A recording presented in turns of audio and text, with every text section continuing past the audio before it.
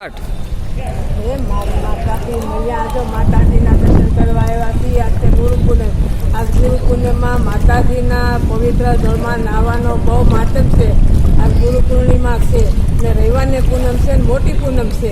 આમાં જે ત્રાપી મૈયાની સ્નાન કરે એના પિતૃને શાંતિ મળે છે. એના પિતૃ સ્વર્ગે ગયા હોય એના પિતૃને બહુ સદ્ગતિ મળે છે. જેમ મારી માં જેમ ત્રાપી મૈયા તમારી ધ્યાન તમારા હુકમથી તમે લાવ્યા છો અને તે અમારી કહેવાનું છે.